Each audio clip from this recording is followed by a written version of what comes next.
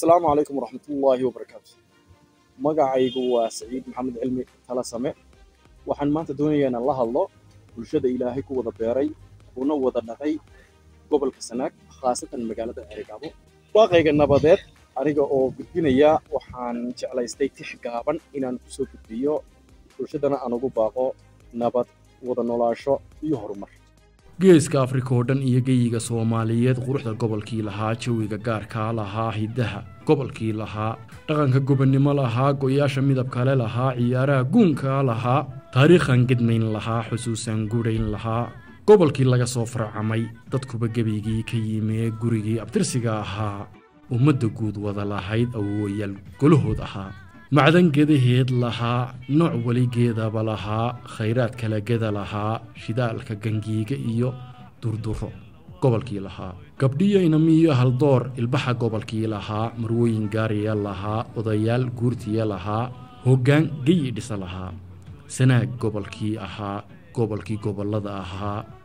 guulaha rabbi baa sharfee miya ingegi iyo ciliya garoon la sinaa bannaan ummado kala gada allaha dunida goob wada dhigee islaam iyo gaal isbaday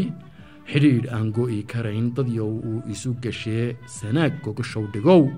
intaynu isgarabsan layn gobolka horumarin lahayn wanaagna la goobi layn dunida gaadhsiin lahayn oo aynu garaadsamaan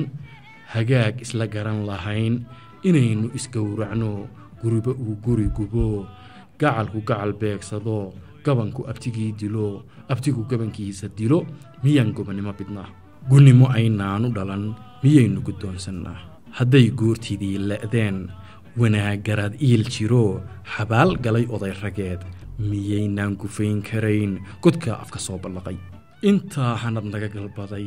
miyaan geesiguu dhalee wanaag ku gardaadiyow aynaan gudan karin xilka ah inaynu xaq garawsanno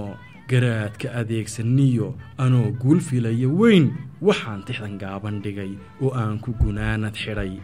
gob aan kala guuri karin gob aan kala goosan karin ninkii gumuciyo rasaas xigtadan isu gelinayee gunnimo u horseedayow colaad iyo gaas la shido Sanaag magaye ka dah